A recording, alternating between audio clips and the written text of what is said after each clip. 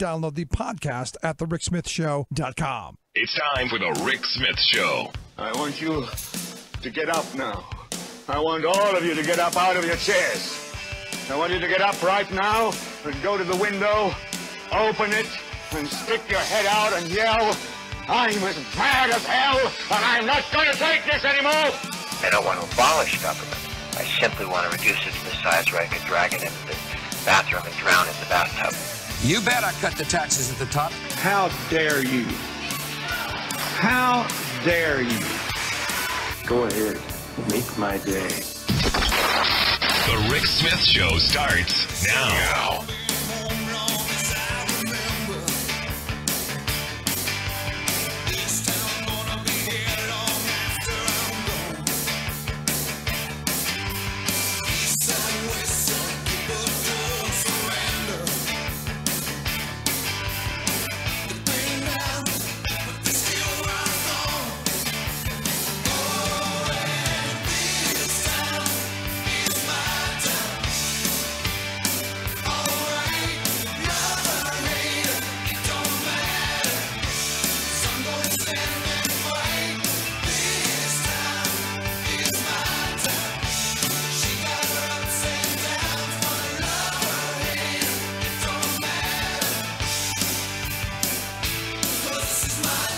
And welcome, brothers, sisters, working class heroes. This is the Rick Smith Show.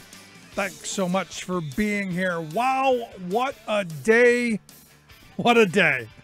I mean, just the quick headlines of insanity in which we now find ourselves. Starting off with me, Mitt Romney. What the heck?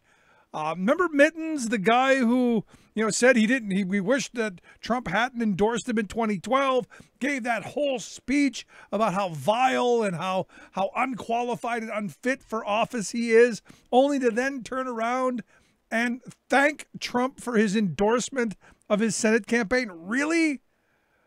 Mittens. Wow, how low does it go? It goes pretty low. I mean, when you look at the right wing and all of the nonsense and just the craziness going on, it gets pretty low. The fact is that evidently there's a new dating site for Trump fans. I can't make this up. You cannot make this up. The guy who's the poster child, hey, look at us couple. The guy was convicted of child sex abuse. Evidently, as a 25-year-old man, was videotaping himself with a 15-year-old. He is the poster face child for the, hey, Trump supporters, let's date. You cannot make this up. You also can't make up that Donald Trump Jr. Promoted an online article that basically argued that the Parkland shooting was a false flag operation. And look, the right wing's been going crazy, and we're going to talk about that today. The right wing's been going crazy that it's all staged. This didn't really happen. It's all a false flag. It's those liberals. They want our guns. I mean, just amazing. And then you got someone in the White House. It's being reported that some unnamed official in the White House actually expressed relief that the shooting happened so that it takes some of the heat off of the bad news that the Trump administration is getting. Like being voted the worst president in history, basically dethroning James Buchanan. Yeah, that kind of good news. And today, the good news just keeps coming as you have attorney Alex Vander Vaan evidently pleading guilty to lying to federal authorities about his involvement in, the Russian meddling in 2016. Low-lying fish, for sure, but obviously trading up in his weight to keep his behind out of jail. Also today, you had Trump going to Sessions, the Attorney General. Hey, why don't we figure out how to do away with these bump stock things? Knowing that the ATF doesn't have the power to do this, that it actually has to come from Congress. But hey, never mind. It looks like he's doing something. That's better than nothing, I guess. Also, you've got the Trump administration now proposing new rules so that we'll have the ability to go out and buy really, really cheap health insurance. Granted, it's not going to cover anything, but we'll get a cool looking card. it'll fit nicely in our wallet, and it'll give us that security of knowing that, hey, we have an insurance card. You don't have insurance, but you got the card, and it was cheap. Also, Trump today denied allegations that he forcibly kissed a young woman in Trump Tower in 2006. Not surprising. Oh, and by the way, Trump jumped into the middle of Pennsylvania's gerrymandering case by saying that he wants the Republicans to file a suit, take it to the Supreme Court, because Democrats are trying to steal. Yeah, so that was the day in Trump. Congratulations. Crazy, insanity, ridiculousness, all wrapped up into one cute little package, ribbon, bow, all of that. And if it couldn't get any crazier, I checked my email box today, and look, I get guest requests from all kinds of different groups. I get press releases from just about everywhere. So it didn't surprise me when I got a press release saying that this guy, Richard Mack, who is a former sheriff from Graham County, Arizona, I believe it is. Also, he was the founder and president of the Constitutional Sheriffs and Peace Officers Association, otherwise known as the Crazy Sheriff Division. Also, he's an NRA Hall of Fame member, so there's some street cred. And now he's a high school teacher at some religious academy. He is now going to come to the rescue of the country on the gun front. He is proposing, and in case you don't remember who Richard Mack is, you may remember him back in the 90s. He was the sheriff back then who filed the lawsuit, with the help of the NRA, of course. The NRA goes and finds people and brings them along and files suits in their name. He didn't do it himself. But his name was used as one of the people to file a lawsuit against the Clinton administration for the Brady Handgun Violence Prevention Act. Because at one point we were actually talking about maybe not having, semi-automatic pistols in everyone's hand. There was a whole process of background checks and a whole bunch of stuff. They filed a lawsuit saying that the states shouldn't have to do it, and they won. So that's his claim to fame. His other claim to fame is he was one of the crazy people who was right there with the Bundy Ranch, if you remember that whole debacle. He was the guy who said, hey, let's put the women and children in front. Here's a good idea. Put the kids right up in front. And the rationale being so that when those evil jackbooted thug FBI people gun down the kids, we'll win our position. But never mind. He is now... So you got a little basic idea. Oath Keeper guy, T-Twit. You go down the list of the extreme of the extreme, and this is where this guy is. Way off on the extreme. He is now saying that he wants the news agencies to air a 1-hour special with him and all of the kids from the Parkland school shooting. Because he's gonna mansplain to him. He's gonna tell him how it is because he's a high school teacher and he knows, and he's a gun nut. So he's gonna impress upon them the need to have gun nuts like him all over the place. And here's the thing: I argue it's people like him, it's the NRA, the extremists in the NRA. It's these folks right here who have created this environment, where guns have saturated our society. Look, we've always had guns. They were always in the corner. They were, pump action, shotgun, whatever. We didn't have these kind of killing machines when I was a kid. You just didn't have it. And it's these kind of people who have this, I don't know if it's a fetish. I don't know if it's some kind of self-loathing. I don't know if it's some kind of fear that makes them go, I need to have military-grade weapons in case my neighbor knocks on my door for sugar. I don't know what it is. But it's a sickness that at some point has to be dealt with. Look, I'm not against people having a shotgun in their house or a rifle in their house or something that they go hunting with or they claim they want to protect themselves with. Not opposed to that. But to have them accessible to every kid that comes into the house, I mean, it's just insane. In fact, today, and we're going to talk about this in the next segment. In fact, today in Ohio, there was a shooting at a middle school. Evidently, a middle school kid, 7th grader, came to school with a gun and a what they're calling a distraction device. We used to call them Molotov cocktails. Came into school and then evidently shot himself. Now, not sure if it was on purpose or oops, didn't realize it was loaded. But the kid shot himself. The school is locked down. And, my first question is, how does a 7th grade kid, get a gun? How do you have access to that? And it's because we have not, and this is the part that just infuriates me. We haven't held these people responsible. Too many sheriffs like this guy, too many gun nut, crazy right-wing neo-Nazi, alt-right nut jobs are leading our law enforcement. So when there's a shooting, oops, it was an accident. Oops, hope they don't do it again. Sorry, little Jimmy or Johnny. Where I've always said, look, there's no such thing as an accident when it comes to a gun. Gun goes off when it shouldn't have. It went off because you're too stupid to have it. And somebody needs to be held accountable. Sorry, if you drop the gun in a restaurant and it goes off and it shoots somebody in the leg, you should go to jail.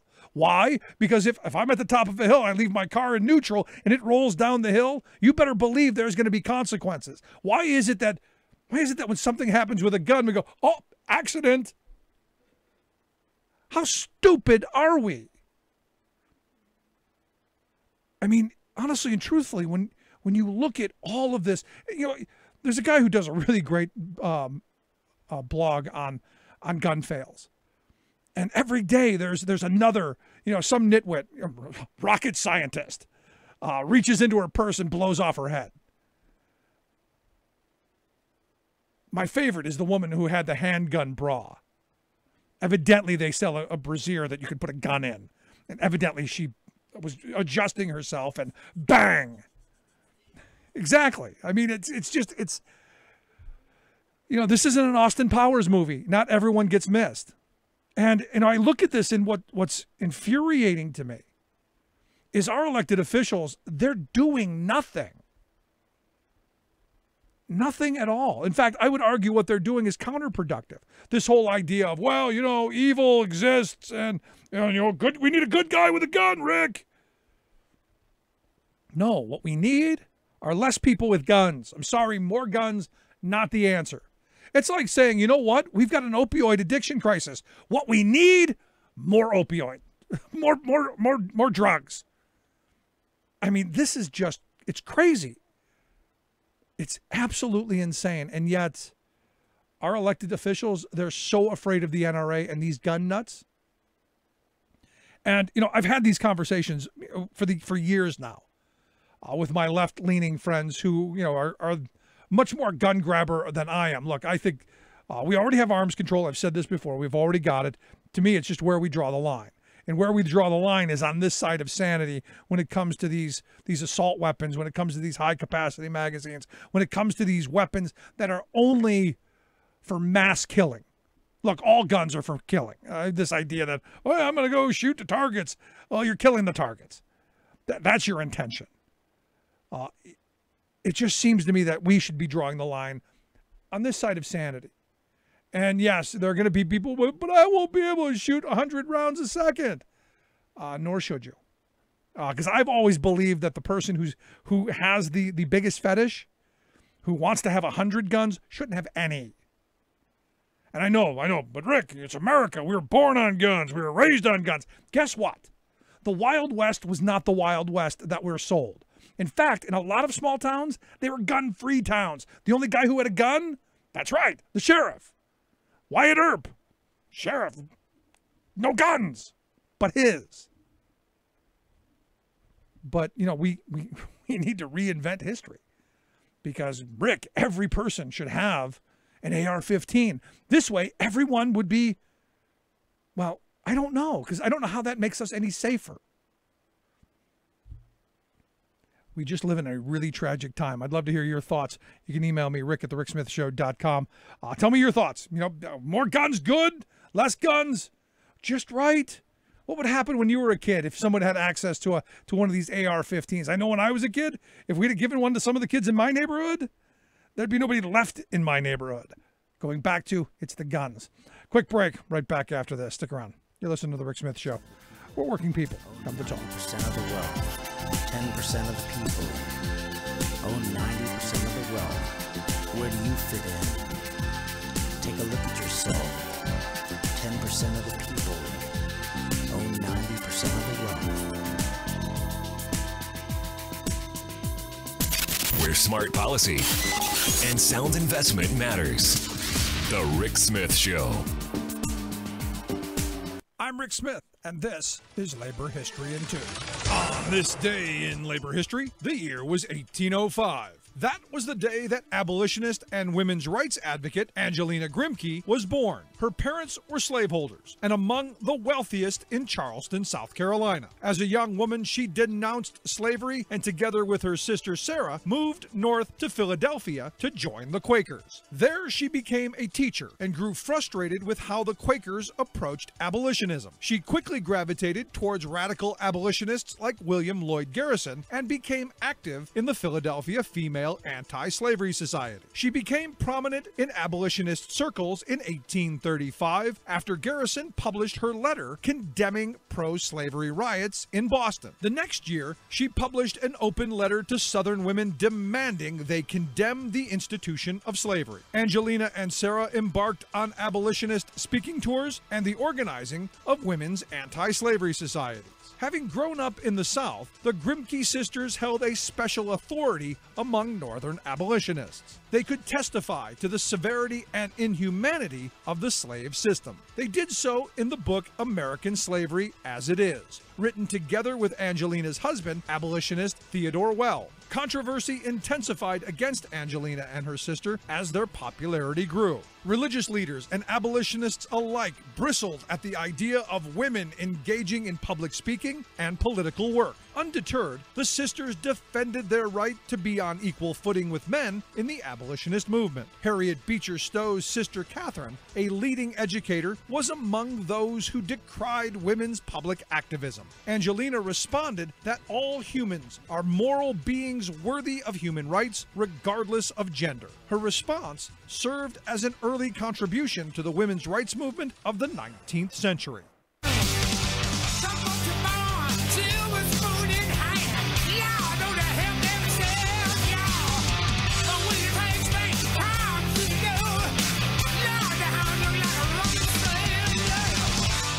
So yesterday, Polk County, Florida Sheriff Grady Judd, he said that his department is starting something called the Sentinel program.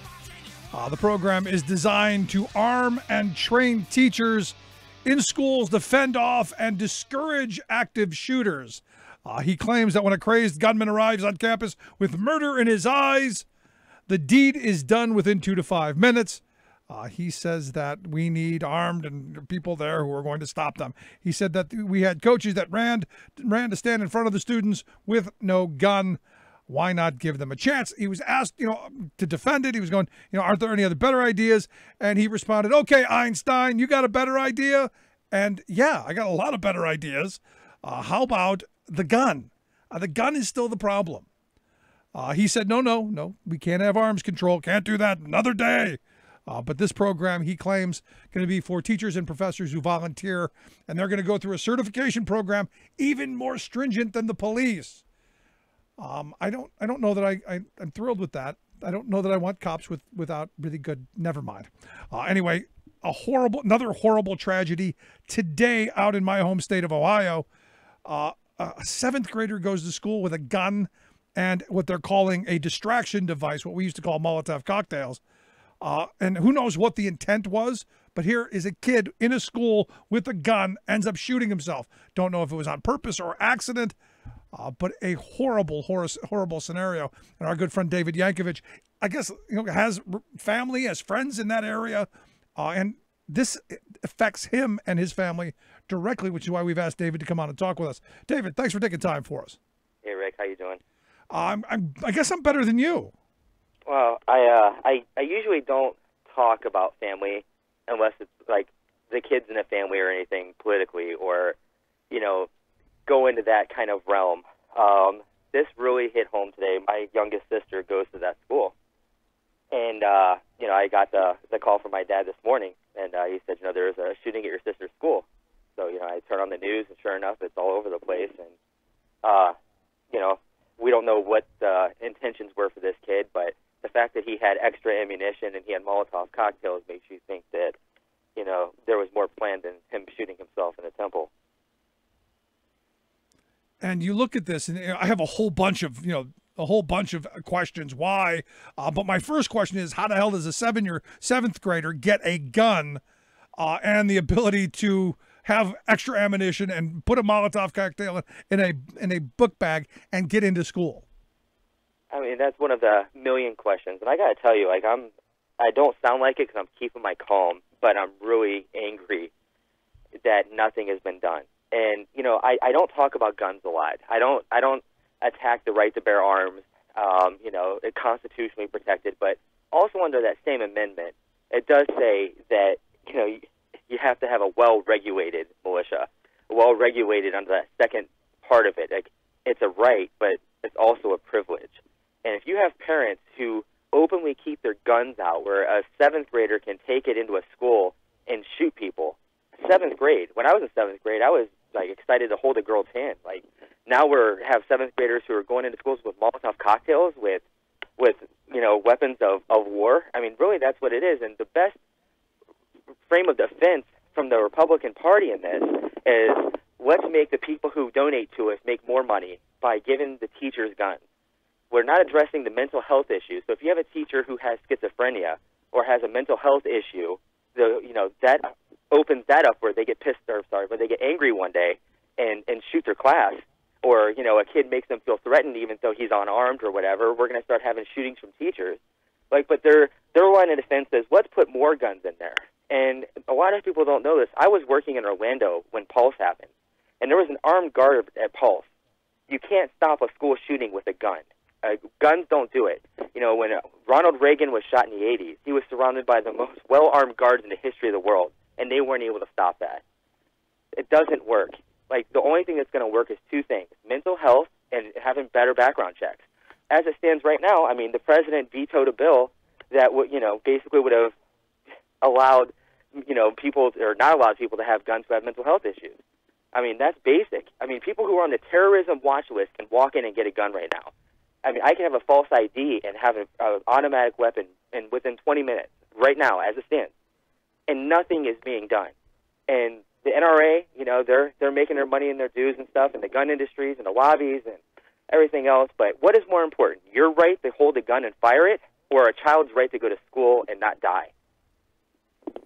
And that becomes the question. And I think our Republican friends and our gun nut friends have decided. It's, sorry, kids. Next. Well, that's pretty apparent. Tonight on social media, they're making fun of the kids who are advocating for better gun prevention laws. When one was voted down, they were saying that this is the worst news since their parents told them to get summer jobs. They're making fun of these kids who are involved in a Parkland shooting for advocating for better gun safety and better regulation. And they're attacking the children of a horrific act of violence, and they're doing it maliciously, and they're rubbing it in their faces. And another tweet that this person said was adults 1, kids 0. Less than a week after one of the worst school shootings we've had. I am so fed up with. I don't even care how they feel. I don't care about the attacks they put on me. I don't care what they do. I am all in for gun sense. I am all in to help with Moms Demand Action and all these organizations. I'm all in now. They've turned me.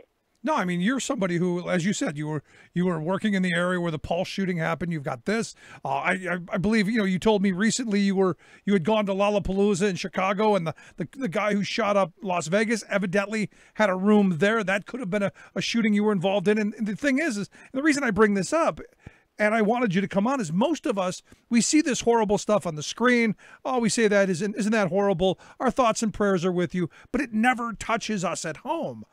You've been, in an area, where, 2 have happened and almost a third. I mean, one, I guess, I don't know why I want to travel with you, but 2, this is touching you personally. Well, first off, the thoughts and prayers is BS. You know, and the thing is that is Republican defense because you can't attack God. They know that if you say your thoughts and prayers mean nothing, they can say, well, then you don't believe in God, and then the whole political debate shifts. Screw that. Like, your thoughts and prayers do nothing at all. God is doing nothing here. Like, in the Bible, if you actually read it, it says that you have to do something for God to act, right? And, I mean, that is the whole, I know they don't read it, but, I mean, that's a whole separate thing. I mean, the political side of this is that the Republicans are making money from the lobbyists, and they don't want to give that up. You know, I was also, a week after the Pulse shooting in Orlando, I was at the mall, and I had, you know, my kids with me and, you know, my ex, and they thought that there was an active shooter there, and everybody was stampeding and running, you know, and thing is I got to give it to these kids in Parkland because, I mean, when we were in Orlando and that happened, you know, my son, he was 5 years old at the time, people would have just trampled him. You know, I mean, it was scary. It was the most scared I've ever been. And, you know, we get in the back room of a Van Heusen store or something like that, and the police are there and everything else, and I was at the Orlando Premium Outlets the week after, and it was scary. It was, in that moment, I wish that I had a gun, right? That's what you think, you know? But what good would it do? I'm going to walk out with a 9mm Beretta, and a guy's got an automatic weapon. It doesn't do any good, and the thing is statistically, when you look at all of these things, we don't want to be the Wild West. We want to be like every other country in the world. You know, I mean, it's like, I think for the last 20 years, the country closest to us had like 6 mass shootings. The United States has had 225 in schools. It's unbelievable how inefficient our government is on every single level. But now we have to take action here. We have to do something because I'm scared of kids being in school. I mean, I saw my sister yesterday, you know, gave her a hug when I said bye. Today she could have been gone. And I don't talk about this kind of stuff in a public setting usually because I don't want to sound like I'm grandstanding or I'm standing on a tragedy or doing anything like that. But the time has come where everybody needs to stand up, and these teachers need to walk out of the schools because it's not fair that you have a public servant, a teacher, you know, who is there to educate kids, and you tell them, your job now is to stop a terrorist attack. I mean, which is what it is. Yeah. You know, your job now is to be in the line of fire and defend kids against violence because we're too beholden to the NRA and to these institutions to actually do anything. So you die, and we'll take the money. And the other part of this is, you know, someone right after it happened, well, why aren't there metal detectors at every door? And why aren't there more armed security guards and more all of this stuff? And I'm going, you know, we aren't funding education to buy pencils and paper. You know, I've talked to teachers who say we don't have a desk in every classroom. You're going to put a gun in every classroom? We don't have enough enough books or computers or any of that. But we're going to put a gun in the classroom? Really? Because they took away meals for kids. Like, you're not even going to give a kid a decent meal, but you're going to give a teacher a gun. Really? And here's my thought. Here's my problem with this. I mean, you see all of these accidental shootings that a guy was cleaning his gun and accidentally shot his foot off. This stuff happens, and it happens often. So now you're going to put a gun in my kid's classroom, where who knows what happens? Somebody goes jostling through a desk drawer looking for something, and bang, little Susie's dead. It's just a dumb idea, top to bottom. And again, is this the best that the smart people in this country can come up with? Well, this isn't the smart people in this country. The smart people in this country aren't in power right now. Well, there were those kids who were walking out on the streets today. Because as I tweeted out today, that is the next greatest generation. I'll tell you, the level of courage. And I want to say something else here. After the Pulse shooting, I had a couple of people who lived on my property that I was working at that were there. One of them was a guy who was pretty well known. There was a lot of CNN photos and everything of him dragging somebody out of a club, basically saving him. And this crisis actor, these people aren't real. This is all actors so that they can take away our guns. This movement that's happening, what they did to him, and the doxing that they did, and the harassment, the death threats, and the death threats that they're sending to children, and what they're doing with this, it's disgusting. And there's a whole other side to this as well, where they're trying to teach program people to think because you weren't there, it didn't really happen. This doesn't exist. This is just those darn Democrats trying to do this to you. Like today, this is in small town Ohio where this kind of stuff doesn't happen. Parkland was voted the best city to raise your kids, or America's safest city is what it was.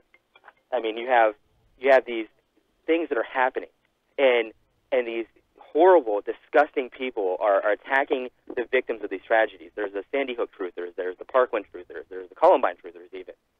And what they do and harassing these families and bringing up these memories and sending pictures of their kids who are deceased to them. I mean, it's absolutely horrible, and there's a sickness that's happening in our country right now that we need to correct. I mean, I've been watching this as well, and it's beyond words for me at this point. Look, I expect someone like Alex Jones, who's just insane, in my view, to make stuff up just to get attention. I expect that, but when you see, even you see politicians and you see all of these people coming out and Donald Trump Jr. today retweeting out an article that basically it's all false is just insane to me. I mean, it's the sane and rational amongst us have got to be the voices of reason here. Look, I'm not a big gun grabber, but I don't believe that we have a need in our society for people to have assault weapons. I don't think high capacity magazines are something we should have. And this idea that you're talking about gun control, game's already over. We lost the gun control argument. I can't have a stealth bomber. I can't have a nuclear weapon. I can't have a cruise missile. I can't have all of those things. So to me, it's just a matter of where we draw the line on what's permissible and what isn't. And to me, it's just that simple. Oh, it is that simple. In their argument, well, you can kill so many people with a car too, driving down the road, but I've never seen a car be able to climb a flight of stairs and go on the second floor of a school and shoot all the kids there. Or people say, well, this spoon can kill somebody. Like, the thing is like, those aren't weapons of war. They can't kill 100 people in less than a minute. This is common sense, and it's been common sense for a long time. And 95% of the people polled in this country feel the same way. I come from a family of gun owners. I've been around guns my whole life. A lot of my friends go hunting. I just came back from Alabama, and down there it's the same thing. I don't care if you're hunting. I don't care if you're a sportsman. I don't care if you like target practice, but you have no need to have an AK-47 or M16 or automatic weapon, something that can do that kind of damage. If you're hunting with that, you're a terrible hunter. Like, you want to impress me, go with a knife or a bow and arrow. If it's really sport, go bow hunting with a butter knife. Yeah. I mean, if you really want to impress me, go up and kill that bear with a knife. But here's the thing, and you get this all the time. That whole, I'm just protecting myself. I can't imagine living in a world where you're in that kind of fear. Look, I grew up in a housing project on the west side of Cleveland. I've seen people shot. I've seen people knifed. I've seen people beaten with sticks and chains. You name it, I've seen it. I've always known why the people were shot or stabbed or whatever. This idea of just shooting people indiscriminately is beyond my ability to understand. But in my neighborhood, when I saw somebody with a gun, they were going to kill somebody because that's what guns are for. I now live in a neighborhood where, you see somebody with a gun, maybe they're going to the free gun range down the road, and that's okay, kind of. But we got to understand that guns are for killing people. Sorry, that's what it is, especially handguns. It's weapons of war. And I'm all about self-protection. If you want to have a gun in your home and you want to keep it safe and in a safe and everything, my thing is right now, assault rifles. Like, we have 200 million guns in this country. It's not feasible to say, well, we can take them all away. I understand that. And the bad guys, they're always going to have some kind of access to it. But right now, the level of access that they have to guns is embarrassing. Like, you can literally meet somebody in a parking lot, give them a fake ID, transfer gun ownership, and have a weapon in 10 minutes. Yeah. Like an assault weapon. So, we have to tighten this stuff. It's common sense. We had an assault weapons bill in place for 20 years, and it worked a lot better than now. We're looking at how many mass shootings have we had now in the last 2 months? 18, 16? Well, we've had 18 shootings on school campuses. Some of them are not during hours of school, but we've had too many already, in my view. Well, I think one bullet fired in the school is always too many. But the thing is this is common sense stuff. If you're on the terrorism watch list, you shouldn't be allowed to have a weapon. If they should close the gun show loopholes. They should close the loophole where you can just transfer a weapon in a parking lot. Like, they need to regulate this better. Well, I argue the kid that took the gun to school today, whoever's gun that is, should be going to jail. To me, it's that simple. You start locking people up for the kids taking the guns away, guess what? We start with gun locks. We start pushing for fingerprint technology that we already have. It just, start locking people up. It's my view on it. See, when you have a lobby that is that powerful, it's very difficult to get politicians to do the right thing. And I understand that. For years and years, automakers didn't want to make their vehicles any safer. They didn't want to put the 3-point seatbelt. They didn't want to put side airbags as the cost of it and everything else. You have to force them to do these things. They're never going to do it on their own. Yeah. And the thing is, the very first step that we need to do is mental health. I mean, if we have better mental health institutions and healthcare policy in this country, a lot of this is going to go away because 90% of the stuff that happens here is mental health. If you have the ability to fire off an automatic weapon into a school, you have mental health issues in the first place. Like, we need better protocols and better healthcare policies for this. And it starts there, and it starts with common sense, basic things like if you're on the terrorism watch list, you can't have a weapon. If you have mental health issues, you can't have a weapon. And just go there. But I'm all for 100% banning assault rifles completely. And that's the start. And that's a position that I haven't taken until this week. That is the start. I mean, that's the minimum right now. Those in the high-capacity magazines immediately, the bump stocks, all that immediately, and then we start working on the other stuff as well. But here's the thing. Someone told me the other day that, look, every one of these mass shootings we've had, the guy in Vegas, this kid here in Florida, they were all legal gun owners until they weren't. Well, that's the problem. That's what I'm talking about with the loopholes. Yep. It's so easy to get a gun, and now this just had a great video on it. And I shouldn't say great. They had a very informational video on how easy it is to get a weapon. There was a member of their crew, and he was a gun owner and a supporter of the Second Amendment, and he was embarrassed by how easy it was for him to go and get a pistol in a parking lot. Well, look, there was somebody who got an AR-15 in 7 minutes. That's how easy it is. I mean, you get almost like getting a cup of coffee. So last question I've got for you, for people who want to be active in this, what can we do right now? What are you doing? What are you telling people to do? Get with Everytown, get with Moms Demand, help them get organized and do whatever you can to be vocal. There's going to be a national school walkout on the 14th of March. There's several events that are planned this week. There's a CNN thing tomorrow that they're going to be talking about it too. Be part of the conversation. Tell your stories. I know a lot of people are afraid to tell their stories because they don't want to seem like they're going against whatever, or they're, or like me where I didn't, fully appreciate and never really hit that close to home. Tell your stories. Get out there and share. There are people out there who are literally dying, and it's time for everybody to do what they can. Step up, get loud, and we need to do something about this. There you go, David. I appreciate the time. Thanks for sharing your story with us. Thank you, Rick. Always appreciate it. Our good friend David Yankovich. Again, I think he's spot on. Let's take a quick break. Right back. Stick around. You're listening to the Rick Smith Show. We're working people on the top.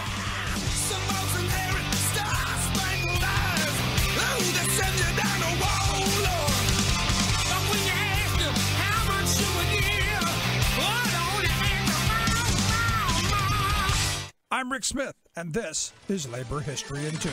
On this day in labor history, the year was 1937. That was the day the National Lawyers Guild held their first convention in the nation's capital. The Guild was established as a way to bring together progressive lawyers dedicated to fighting for basic and progressive change in our political and economic system, and to assure that human rights be regarded as more sacred than property interests. Members were admitted regardless of race, sex, or political beliefs. The early Guild stood up for FDR's New Deal reforms like a full Social Security program against the staunch opposition of the American Bar Association. From its inception, protecting the rights of working people has been an important effort for the Guild. At the first convention, they passed a resolution supporting the rights of working people to organize and collectively bargain. Guild lawyers supported the founding of both the United Auto Workers and the Congress of Industrial Organizations. They also stood up for civil rights, adopting an anti-lynching resolution at their first convention. During the civil rights era, they provided legal aid for activists and fought for voting rights. This made them a target during the 1950s Cold War anti-communist hysteria. The FBI targeted the Guild for investigation. By 1955, the Guild had dropped to just 500 members.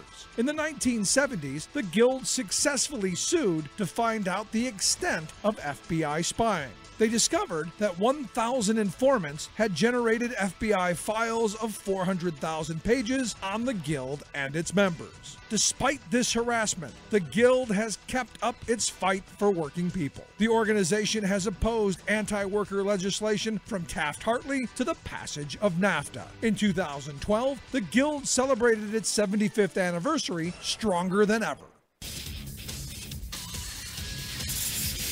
Your proud defender of the American dream, Rick's. Your proud defender of the American dream, Rick Smith.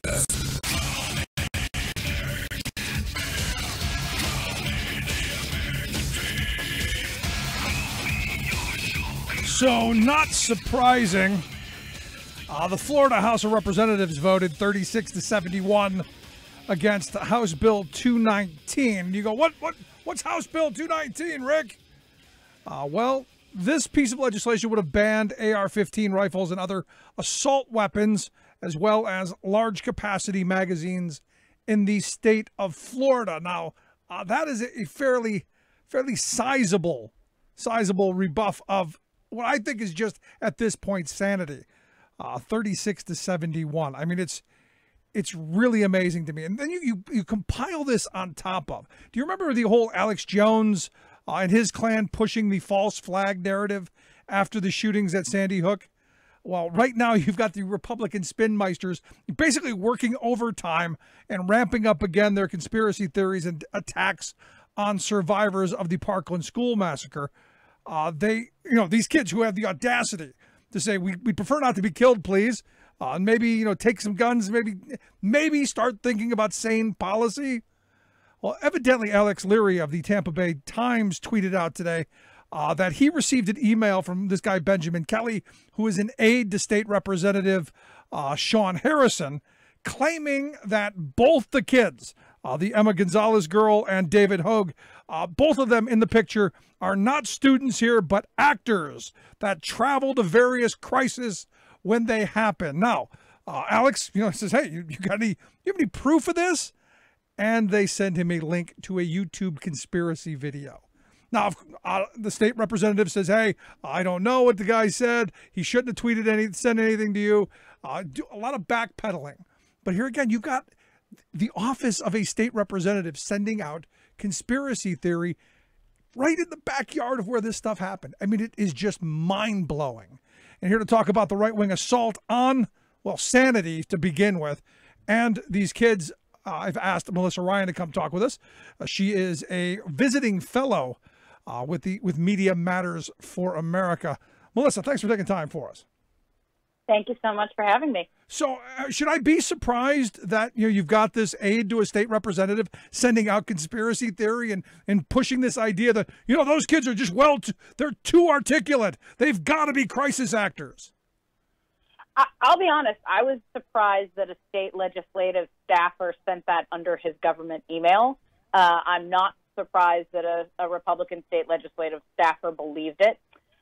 Pretty much what happens every time there's a shooting or crisis of any kind, almost immediately conspiracy theories start spinning online on these right-wing sites to the point where you can track it, where it starts in 4chan and 8chan and makes its way through the internet.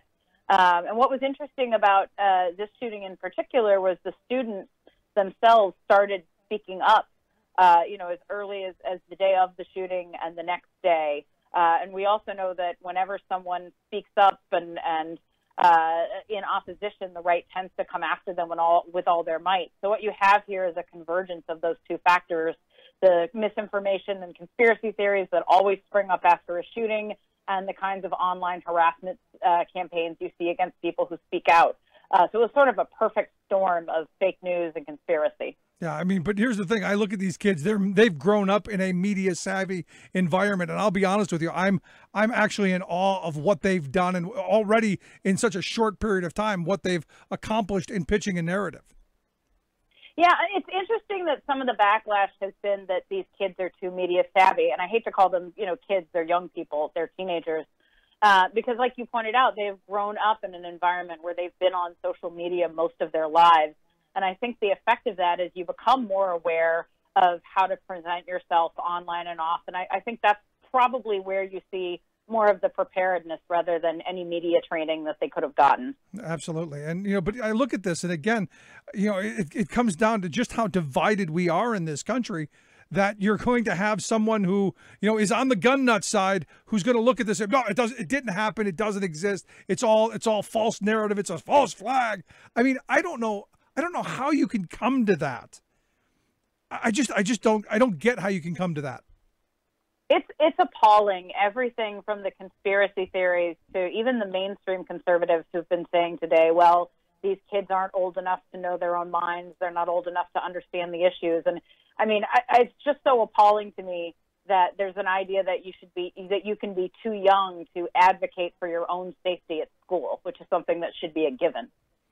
I mean, it's just crazy to me. And I mean, the hope is that, the sane among us, push these people aside and obviously vote that guy and his aide out of office. But you're right. It's not surprising that you've got legislators across this country who think the same thing and are in the NRA's pocket. So I guess maybe I shouldn't be surprised. I think state legislators for years, because they have a shortage of staff and the spotlight unnecessarily hasn't been on them. I think you see a lot of folks who get elected to state legislature on the right and their staff who have these kinds of views. You see them post them on their Facebook pages all the time. It's not every day that it gets national attention. I think that's definitely something that's new. I feel like if this had happened 4 or 6 years ago, it probably wouldn't have been a national news story the way it is now. Yeah, I mean, so the one kid, I actually saw something that said the boy, the David Hogg kid, is a plant. He's an FBI plant, son of an FBI agent, which I'm going, really? Yeah, those anti-gun commies at the FBI. Yeah, it's really appalling the way they've gone after him in particular, both because his father is an FBI agent allegedly, but also I saw that one of the right-wing sites was going after him because he had taken a tour of the CNN headquarters a couple of years ago, which is something not unusual for an aspiring journalist to do. But they, spun that immediately into a conspiracy that he was a plant because he'd taken a studio tour. It's amazing to me. And look, it's what's really amazing to me is how they, none of these kids asked for this. Their lives completely changed because some lunatic walked in with an AR-15 and shot up the place.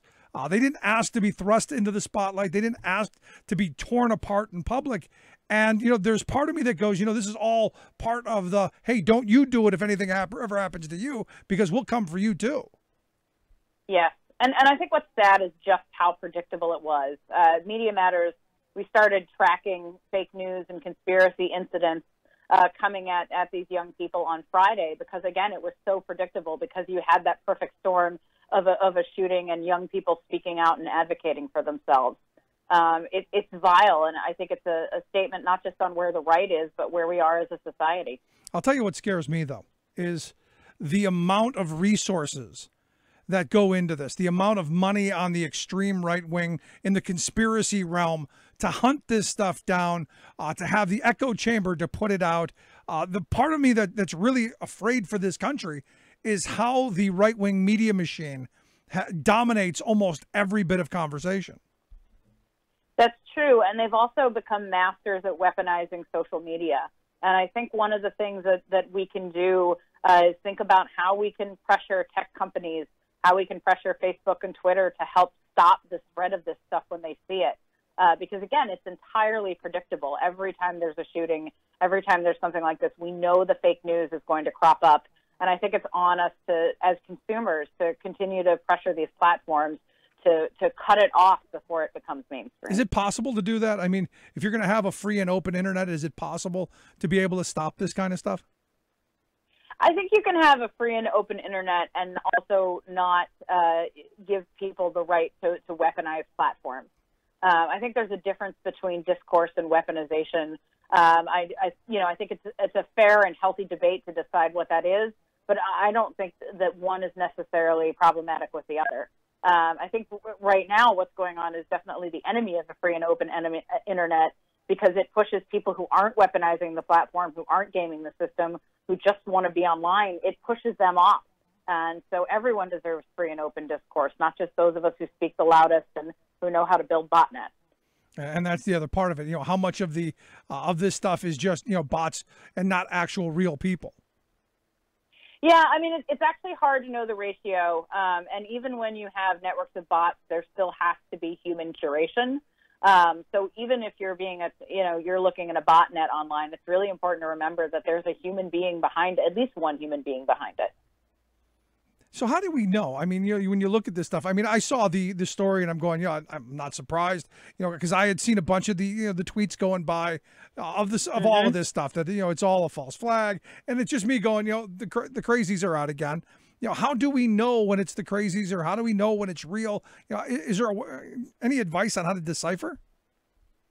Yeah, I mean, when it's a bot network, it's when you see just a consistency of content on Twitter. If you see the same tweet over and over again, if you see the same profile picture used over and over again, oftentimes the handle will have several numbers behind it.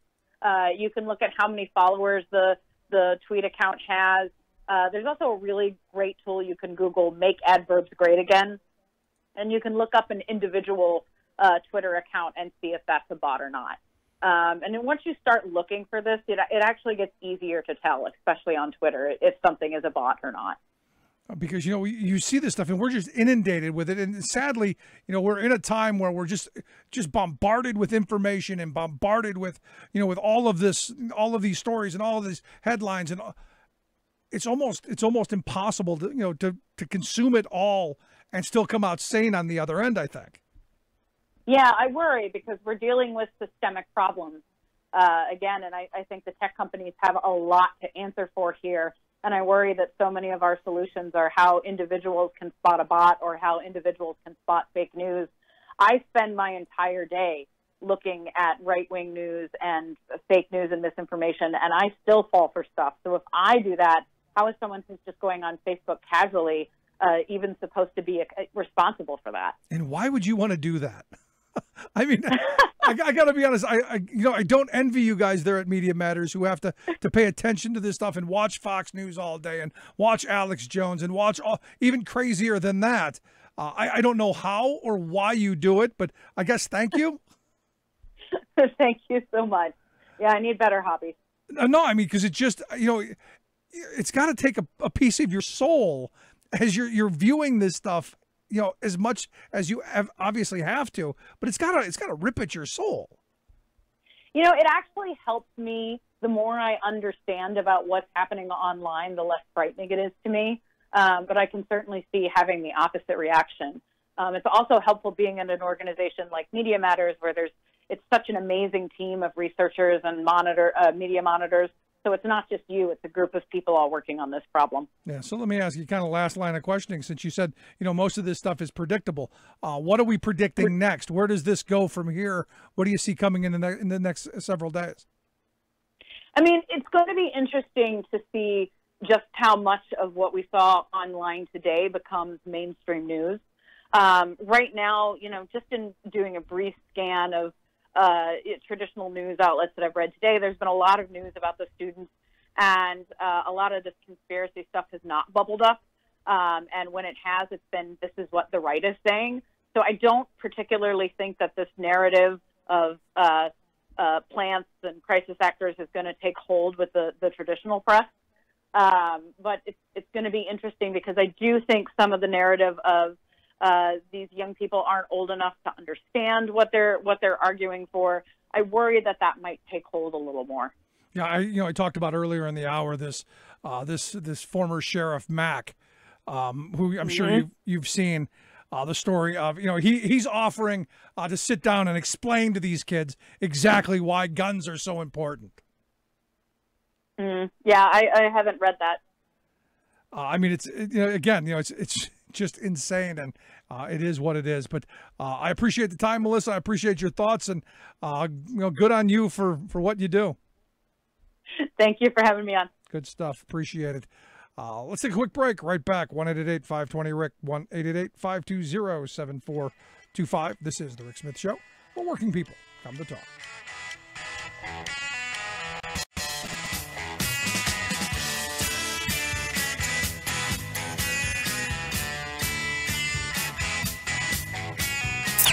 Controversial, thought-provoking, opinionated. Rick Smith. I'm Rick Smith, and this is Labor History in 2. On this day in labor history, the year was 1917. More than 400 Jewish mothers, many carrying their children, marched on City Hall in New York City. Their cry, which rang out in both Yiddish and English, was, "We want food for our children." On the eve of the U.S. entry into World War I, inflation had sent the cost of food skyrocketing. For example, in 1916, the cost for an average dinner for a medium-sized family was 76 cents. By 1917, the price had more than doubled to $1.99. At a time when families were fortunate to have an income of $40 a month, seeing grocery bills jump from $22 to $59 for the month was more than most families could bear. Working parents could not afford to feed their children. Many were forced to sell family heirlooms and pawn what possessions they had just to survive. The Mothers Anti-High Price League, a socialist-led organization, organized a march in protest of the inflated prices. In the days that followed, boycotts, sometimes violently enforced, targeted food shops accused of price gouging. Some women also attacked customers who visited the boycotted shops. Unfounded rumors swirled that the protests were a German plot. The anti-German hysteria leading up to World War I put the city on edge. By February 24th, thousands of women from all 5 boroughs gathered in Madison Square to protest the high food prices. At the front of the march waved a white flag emblazoned with the single word, starvation. City officials responded by providing cheap food for purchase throughout the city. This provided temporary relief, but did not address the impact of high inflation on food costs. Adequately feeding our nation's children is a problem the U.S. still has not solved. According to a study done in 2012, 1 in 7 households, or more than 17 million people in the United States, faced food insecurity. Labor History in 2 brought to you by the Illinois Labor History Society and The Rick Smith Show.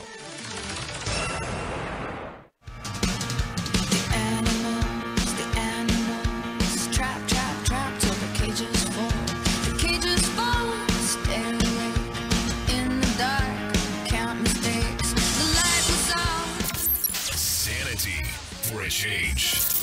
The Rick Smith Show. Today's new, and everyone is waiting on you. So, new Quinnipiac poll out. Evidently, according to them, American voters now support gun laws, stricter gun laws, 66% to 31%. Highest level of support for gun law reform ever. Almost 2/3 of the people in this country now saying it's getting out of hand. It's time. According to the poll, 50 to 44% among gun owners, 62-35% among white voters with no college degree,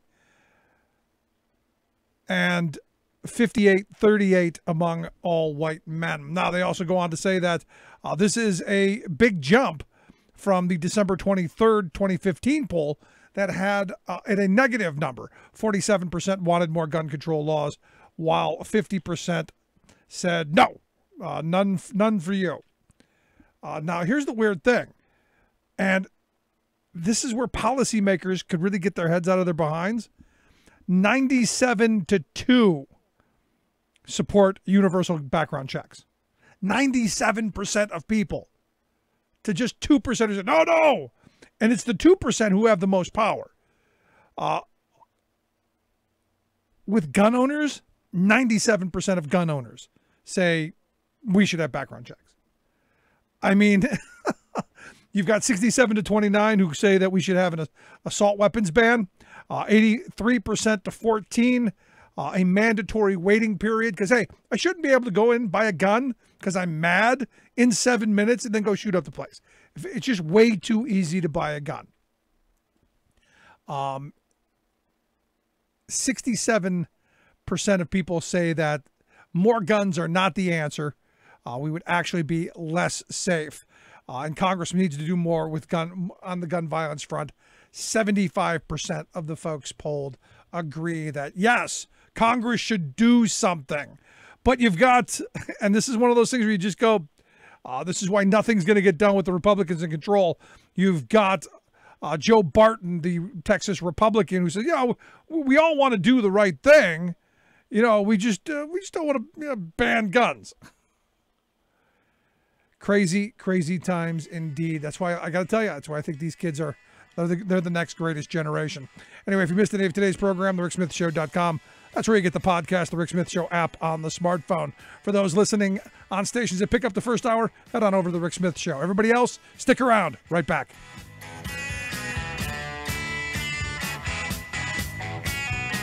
Controversial, thought-provoking, opinionated. Rick Smith. You're listening to The Rick Smith Show. For more information, go to thericksmithshow.com. If you've missed any portion of the program, you can download the podcast at thericksmithshow.com. Your working class radio experience, where hard work, common sense, and rational thought are a reality. The Rick Smith Show. Working hard to make a left, rain shed upon red. Father, son, left to carry on, blue denim, had his vein. Oh, he's a working class man. Welcome back to the Rick Smith Show. Check out the website, thericksmithshow.com. So, February 26th, just around the corner, the U.S. Supreme Court's going to hear the Janus versus AFSCME case, which, as we've been saying on the program for, the last 2 years, since the Friedrichs case was front and center, this kind of decision that I think everyone is expecting is going to be horribly disruptive. It's going to harm the working class of this country. It's going to create an environment with lower wages, worse working conditions, fewer benefits, and more corporate rule and control. Something I think the average everyday person wants no part of. But our Supreme Court, it's feared, going to be the ones who make this choice. Here to talk a little bit about, what the decision, what this case is, what the potential outcome could be, and what it means for Pennsylvania's university and faculty folks. I've asked Ken Mash to come talk with us. He's the president of APSCUF. Ken, thanks for taking time for us. Good to be here, Rick. Thanks. So I think everyone's in kind of in the same frame of mind that the Supreme Court's going to just hear this case. It's already decided. It's going to be a 5-4 decision. Yeah, I think that's what everybody presumes since Neil Gorsuch was appointed to the court, that it was going to come down that way. But I have to say that, every public sector union that I know of has been preparing for this for a couple of years. So in this preparation, you're talking about internal organizing, making your members aware and all that, right? Yeah, exactly. We've had the sense that we couldn't, sit still and just wait for it to happen. So we've all undergone internal organizing, looked at our organizations as well, and we're preparing to come out forcefully, regardless of what the results are in the case. Now, the arguments on, there are arguments on both sides. You've got the union saying, look, we can't have a free rider situation of people who are going to be able to get our services and not pay for them, because understand, the current law is and has been for, some 40 years, that you don't have to become a member of the union, but you do have to pay for the representation of negotiating and enforcing the contract, which to me seems perfectly logical and reasonable. Yeah, it's almost like paying for a service. So actually, most people don't even realize that in Pennsylvania, at least, the public sector unions have a duty to represent every member of the bargaining unit, whether or not they're full members of their unions. So in essence, after this decision, the public sector unions would be required to represent these people, but receive no compensation for doing so. Now, that's not just here in Pennsylvania. That's across the country, right? Because that's federal law. Well, it depends on, the individual writings of the states of what that duty is specifically, but it's common for that to be the case. So, it does, as you said, create this free rider problem where, in fact, the unions have to do all the work, and people may choose not to, can choose not to be a member at all or pay any dues, but yet they receive all the benefits of the union. Yeah, I've tried that with a couple of different organizations. Hey, I'd like to have your services. Hey, I'd like to enjoy benefits of what your members get, but I don't want to pay for it. And they've all universally told me no. Yeah. Well, I mean, this is something that's commonly understood among economists, political scientists alike, that you wind up with this free rider problem. That's often why associations and the rest will provide benefits for you people to join and the rest. But we're talking about labor unions. We're talking about expensive operations to run. So it's, it really is a setback for unions. But I think it's not just a setback for unions. As you alluded to when you were introducing this is a setback for everybody that's a working person in our Commonwealth and around the United States, because, when unions get involved and they negotiate contracts, they're setting the standard in the market for salaries.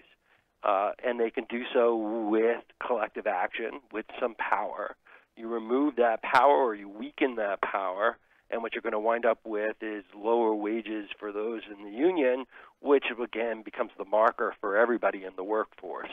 So in the end, I think everyone's going to suffer should this come to pass if the unions are not able to fight back and still maintain, which is why we're trying so hard to do so. Right. Now, the other side of the argument, the Janus folks are arguing, and in all of the other cases that have been lumped into this, that it's about freedom. It's about my freedom, Ken. If I don't want to pay you and I don't want to be a member, it's my freedom to not. Which seems to me to be kind of a flawed argument from the start, because if we take this argument to the next step, I pay every day for stuff that I don't want. I pay taxes. My government spends it on war, on Trump going to Mar-a-Lago. There's a bunch of my dollars that flow right out of my pocket and into the federal government that gets spent in a way that I don't want. This seems to be a failed argument. Right. Well, that's the legal argument is a free speech argument. What the plaintiffs here have argued is it violates their free speech to even have to be a member of the union. So, in the previous case last year in Friedrichs, one of the petitioners there actually wrote a piece in which they said the act of collective bargaining is itself a political act. So I don't want to fight for higher wages for myself and my colleagues. So I shouldn't be forced to be a member of this union. That kind of argument, is specious. It's actually, and I don't want to get too complicated in here, but it's really part of an overall abuse of the understanding of what the First Amendment is. But you're correct. I mean, as a public employee, in the state system of higher education, the state system contracts with Highmark, which is a Blue Cross. If I don't agree with the political message of Blue Cross, I mean, do I have a right to say, give me my money back because of that? Or is it just a matter of the terms of employment? So it's really kind of a stretch in the First Amendment argument. People certainly maintain their rights to speak out against the union. They maintain their right not to be a full member, but to only pay the fair share for the services that they're receiving.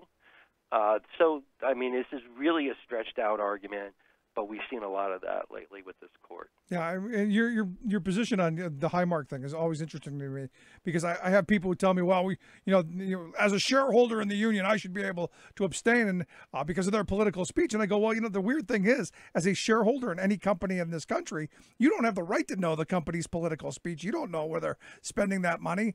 So you don't even have that right as a corporate shareholder. So it's kind of a ridiculous argument to be making the corporate argument about labor unions. Right. I mean, you can make that argument for so many different things. I mean, how many companies does the state government itself contract with? And I'm willing to bet, Rick, that you wouldn't agree with many of those companies' policies, but you can't withdraw and say, well, that portion of my tax dollars should come back to me, that you're spending on that because I don't agree with their speech. I think this is really going to open up a hornet's nest, where you could wind up with lots of different lawsuits based on what happens with this particular case. Which is why I think, Ken, we've seen an awful lot of libertarian think tanks throwing their name into this, because at the end of it, their goal is not simply to take down unions, although that's a great benefit for them, It's about tearing down the federal government and creating this avenue where they think exactly what you just said. They're going to be able to go and say, well, we don't agree with this or that or any federal spending, and now you've codified it in law. Yeah, these groups are not shy about what they believe. They're pretty out there and outspoken. What their funders tend to be a little shy about wanting it out there about the fact that they're giving money to these causes. But, yeah, I think that this is really a case that, when it's decided, could be awful precedent for lots of different things for people who care about government and want government to actually make people's lives better. Yeah, now to me, I think we're at one of those moments, and I'm watching with great interest to see what the labor movement does in response to this, because we've had these moments throughout our history where bad things have happened, and the reaction either hasn't been up to the task or what, and I'm kind of interested to see where this goes. Yeah, I think that you'll get a good sense of that beginning on Saturday when we have these working people's days of action. We have a big event that's going to take place in Philadelphia and around the Commonwealth too, where I'm expecting to see large groups of people out in advance of Janus to say that you are threatening working people across the country, and we just don't want to. That just can't happen. Now, the other side of this, and what I tell most of my friends who really don't know much about it and are in favor of it, because it sounds right, is that this isn't really about even the workers or the union workers at all. This has everything to do with just destroying an institution that levels greed and wants to work to close the inequality gap, and also it's Machiavellian politics. This is the Republicans trying to, gut the Democratic Party, because Democrats have gotten a good portion of their money from the labor movement because, look, the Republicans have been out to try and destroy the labor movement, so there's really nowhere else to go. And this is it's not about workers. It's not about we the people. It's about just Machiavellian politics. Yeah, well, it's about money. First and foremost, I mean, you've got a group of people who are millionaires and billionaires who are funding this operation to try and get to government to reduce it because, they just don't like the regulations. They don't like having to treat people fairly. They don't like the fact that unions are a countervailing force against all those things that are wrapped up in the profit motive. So, you are right that they've undertaken this strategy, but it's only one strategy in a larger overarching strategy to weaken government in the first place. In a book that I wrote with a colleague, we talked about the fact that, when you look at workers are really a resource pool, but when you look at the way the economy runs, it's always in the interest of people who are involved in business and companies to exploit common resources. It's what we call the tragedy of the commons problem, right? Where it's, you could, if there was a common area of grass and everybody had cows all around, and they all understood that by allowing their folks to graze there, that they could, in fact, if everybody did it all at once and all at one time, it would ruin the resource itself, and that there would be no grass ultimately there. So you would say, well, okay, well, it makes sense to come up with a rule to break that up, but ultimately there's going to be someone who exploits the rules and breaks it up, and that's why we have government to step in. Well, when it comes to labor, the incentive is for companies to exploit the labor force. That is, to get the most out of people as far as work and pay them the absolute least. And unless government steps up to set up regulations, minimum wage, if it's not going to be the government, unless you have labor unions to come in and say, we're not going to accept that, ultimately the incentive is to underpay people, which ultimately, by the way, is destructive of the entire system. Yeah, which is why we've seen stagnant wages for the last 30, 40 years as the labor movement, as labor density has declined. And, again, why I would argue that here recently, all we've seen are bonuses being handed out and not actual wages, not wage increases through this tax increase. Lots of work to do. I wanted to want to change the topic a little bit. Sure. Here in Pennsylvania, the state Supreme Court finally came out with their map. The Republicans drew up their second clown map. It was rejected by the governor. The state Supreme Court has come out with their map. I'm curious your thoughts on it. Well, as far as the map goes, but just eyeballing the map, the districts look like normal districts, as opposed to the maps that were submitted before with their squiggly lines and running through, various different places and curvatures that made it look like some sort of obscene jigsaw puzzle. What ultimately, the Supreme Court of the United States refused to hear the case that was brought by the legislature, and that's not shocking because, ultimately the Supreme Court of Pennsylvania has the right to interpret Pennsylvania law. And I think that ultimately what we're going to see is a similar thing, that the Supreme Court is going to say back to these challenges that it is up to the interpretation of the Pennsylvania court. Now, when we talk about actually drawing the map, that comes down to what we call with courts remedial power, that is their power to make up for mistakes. So since the court gave the legislature and the governor the opportunity to fix and correct what they found to be a violation, if they don't do that, then the court has really strong powers, and always has, to come in and make those changes. And of course, if the legislature doesn't like it, when time goes by, they can pass another law and redraw those districts. So I'm expecting to see that we're going to proceed ahead with those districts that were drawn by the Pennsylvania Supreme Court. Yeah, but here's the thing.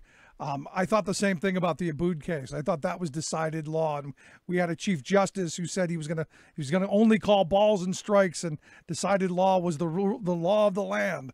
And yet here with this Janus case, we're going to upend decades of decided law. You look at Citizens United, upended a couple of centuries of decided law. I fear that precedent doesn't seem to matter. Well, I think that, this is my subject area that I teach, so I believe that law is entirely wrapped up with politics. Sometimes that expresses itself in terms of partisan politics, but there's other kinds of politics that operate as well. So the Supreme Court is very jealous of the power of courts because that's the institution that it is. So it's jealous not just for its power, but also for the power of other courts. So you're right. There are different kinds of politics that are at play. And what we have seen, though, unveil over the last couple of decades has been this sort of renewed respect for state courts and their roles. So I'm going to be surprised if the Supreme Court really steps in, particularly if it steps in to say that the Pennsylvania court was wrong in interpreting the Pennsylvania Constitution. Well, we will certainly see how this plays out. But as I'm looking at it, there's an actual opportunity to have some reasonably competitive elections, which is all I really want. I don't want the maps gerrymandered to one side or the other. I want actual competitive maps where people have the ability to go and cast their votes and have their votes actually count. Yeah, that's what we should all want. We should want competitive districts where, in fact, people are able to express their opinions and have it make a difference. When districts are just constantly either purely Democrat or purely Republican, then we don't really have opportunities for any kind of change or for, as the mood changes, to make changes in government. So I think we should all want there to be as many competitive districts as we could possibly have. And hopefully this map gets us closer to that and the Supreme Court stays out of it. Ken, I appreciate you taking some time for us, sharing your thoughts. Look forward to talking to you again. Great talking to you. Good stuff. Ken Mash, president of AppScuff. You want to check out their website, appscuff.org is that site. Quick break, right back. Stick around. You're listening to The Rick Smith Show. We're working people. Come to talk.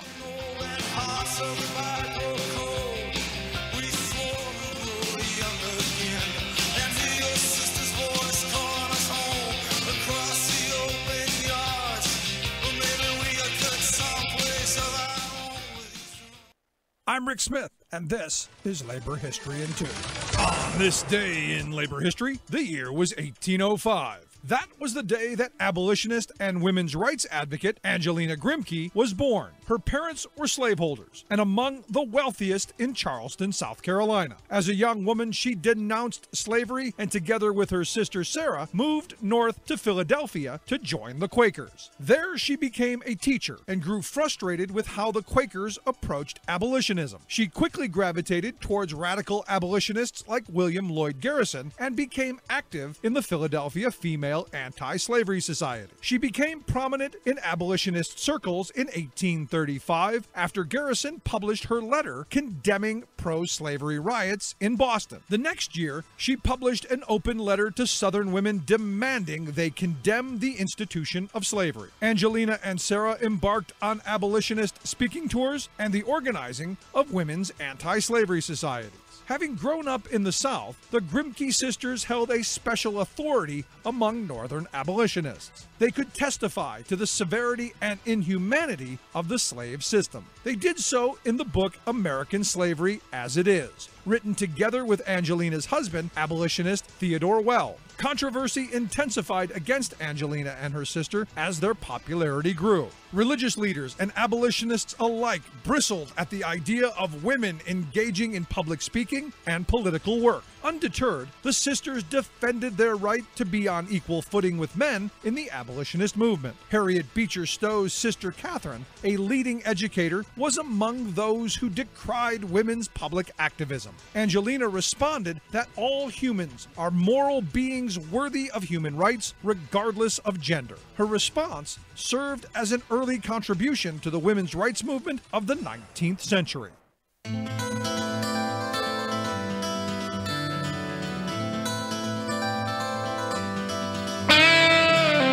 not enough. What do you get? A little bit more you always need. Welcome back to the Rick Smith Show. Check out the website, ricksmithshow.com. So the Trumpian tweet that grabbed my attention today, the Donald tweeted out, I hope Republicans in the great state of Pennsylvania challenge the new pushed congressional maps all the way to the Supreme Court if necessary. Your original was correct. Don't let the Dems take elections away from you so they can raise taxes and waste money. Yeah, just so we can keep borrowing money and spending it on more tax cuts for wealthy people. Yeah, here again, one, Pennsylvania's another state, it's Commonwealth. Two, did you look at the original maps? Honestly and truthfully. And as I said, I hope someone draws up a map of Goofy kicking Donald in the behind. Because that's what we had. We actually had a congressional district here of Goofy kicking Donald. Maybe we can get one of Mike Pence kicking Donald. Or maybe we can get one of the rest of us. Everyone getting the lineup and kick Donald. What do you think? Now, here's the thing. You look at this and, as someone who lives here, shut up and go away. That should be the start. But what they're really afraid of, understand what scares them to death is that the 1,000 seats that they won during the Obama years, because we had, all of these races in areas where Democrats had won, where the racists came out and said, no Democrats because of Obama.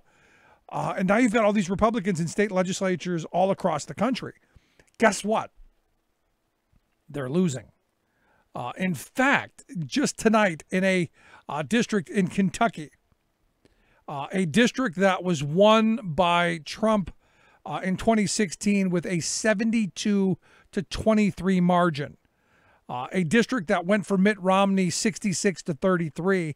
A Democratic woman, Linda Belcher, just announced the winner of the special election there in Kentucky's 49th House District. You look at this and you're starting to see the beginnings. Now, I'm not getting it cocky. I'm not getting arrogant.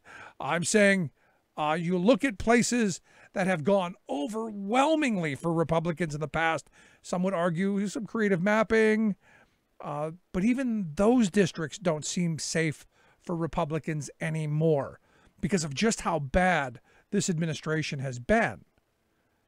And, it comes back to a whole bunch of stuff. While people are saying, oh, the tax laws, people are happy about it. They haven't really seen what's going to happen yet. What's happening right now is companies are trying to mask the fact that they're going to make out hugely, to use a Trumpian term, and they're trying to put a little sugar with the medicine. Here's a couple of bucks, be happy. Knowing that in the next decade, they're going to continue to reap their wild windfalls, while anything that we would have gotten is going to go away. And in the process, what's happening is inequality is getting greater and greater. In fact, right now, data is out right now that at no point in the history of this country for keeping such data have we been more unequal. Have we been more divided? And you go back to 2004 with John Edwards going around saying, look, we're turning into two Americas. Hello. I would argue we are there, the wealthy and then the rest of us. And the fact that you have someone like Bill Gates who came out and said, I need to pay higher taxes, is one of those wake-up call moments that, here's a guy who's paid, I think he said something over $10 billion, and he should be paying more. And he gets that. He even said, this tax bill, it's not a good thing. And I look at this and I go, when people like Gates and Buffett who say, look, it's class war going on. My class is winning, but they shouldn't be. When you see these kind of people going, hey, I'm worried about the future. It's stuff that we've got to be going, we're worried too. Because when I get all these guest requests, people say, hey, I want to come on the program and talk about this. I've been getting a ton of people talking about inflation, a ton of people talking about, hey, the next collapse is coming. Hey, protect yourself against the next great recession. And while maybe it happens, maybe it doesn't. No, I'm not an economist. What I do know is our ability to respond to those crises in the event that they happen are being severely diminished. That every time we slash another food stamp program, every time we slash another job training program, every time we slash another housing program, every time we slash another helping hand for the working class of this country, we diminish our ability to react to when crisis hits. And every time we give another massive $1.5 trillion away to the handful, it's less money that we have to be able to react in the event of crisis. This isn't rocket science. This is common sense. Right now, this tax bill was probably the worst thing we could have done. Because understand how the idea of this roller coaster works. We had a major down. We were free falling, losing 1 million jobs a month. Millions of people losing their homes, millions of people below the poverty line, millions of people needing food stamps. And we borrowed money to help shore up the bottom and give the economy a little jump start. And it's been steadily growing ever since. And now we're at a point where, because of the Obama policies and that steady growth that we've had, things are not horrible. The wealth class never happier. Wall Street's crazy. It's a free-for-all right now. It's hooray for me and the hell with everybody else. Well, what we should be doing right now is instead of giving $1.5 trillion away to the very wealthy, we should be taking that and paying down our debt. So that when the next crisis happens, when the next one hits, we have the ability to, have a rainy day fund, a couple of bucks squirreled away, or a little bit of room on our credit card, if you will. But maybe that's too much to ask. Maybe it's just too much to ask. Maybe I'm not getting the big picture, because what's happened so far? The tax plan has done exactly what I said it was going to do. Massive stock buybacks and very little trickling down to the rest of us. And I know the right wing is going, oh, it's a horrible thing. The companies are buying back their stocks because, they believe in the future of their company. No, they're buying back stocks to pump up the price so the CEO and the executives can cash in on their options and make tons of money in the process. That's why they're cashing in. And yet you've got the Trump administration, or Trump himself, saying just how many jobs are out there. Ask the average working person how many jobs are out there that you're going to make a living on. Ask the average person how hard it is to make ends meet. And if you look at the statistics, it bears it out. But you don't need to read some fancy study put on by some group you probably never heard of. Talk to your neighbors. To me, it just seems like we could do better. I think we could, and I think we should. But good on Bill Gates. I'm not a huge fan, but good on him for at least recognizing the fact that we are in a extremely unequal scenario, and it's not good for people like him. I would argue he's not being benevolent. This isn't about us. It's more about him. He doesn't want to live in a banana republic where he's going to have to hire, armies of security people to keep his family safe from we the marauding populace. Self-interest. Love to hear your thoughts. You can email me, rick@thericksmithshow.com. Quick break. Right back after this. Stick around. You're listening to The Rick Smith Show. Bills are creeping through the door. It's desperate times, so desperate measures we explore. Marching on the Capitol to lobby leaders for involvement. 3,000 people screaming out, "Where's our government?" Lawsuits and arraignments, members under company surveillance. Public divided, either they love us or they hate us. Profit billions off our back, and it's still not enough. They should have took into account that we never give up. We'll be here one day longer. One day longer. The people's voice is stronger. The people's voice is stronger. We work hard for our money. We work hard for respect. Keep fighting for these rights for generations. It's next. One day longer. One day longer. The people's Your voice is working class stronger. radio experience, where hard work, common sense, and rational thought are a reality. The Rick Smith Show. On his return from Milan, he flew on Emirates in one of the world's most luxurious business class cabins. EPA Administrator Scott Pruitt now under scrutiny for luxury air travel. I don't spend any time with polluters. Right. I prosecute polluters. Right. In reality, EPA enforcement against polluters is down, way down. Judge rules against Trump's Department of Energy. Plus, surprise, deodorants, perfumes, paints, and pesticides are all contributing to air pollution. All of those surprises and more straight ahead. From BradBlog.com, I'm Brad Friedman. And I'm Desi Doyen. Stand by for 6 minutes of independent green news, politics analysis, and snarky comment. Trump's EPA chief, he's under fire because he's been flying first class. And the reason he says he has to is because people in coach yell at him. He says it's a very toxic environment politically. You know what else is a very toxic environment? The environment. This is your Green News Report.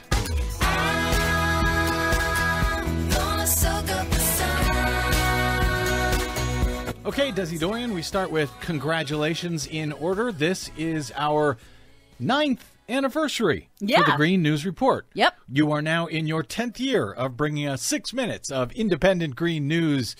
Politics, analysis, and snarky comment. Thank you. You'd think I would remember it after all of those years. Congratulations to you. And you as well. Thank you. And my thanks to those of you who stopped by bradblog.com/donate to congratulate both of us. We could use your help to continue the Green News Report into our 10th year.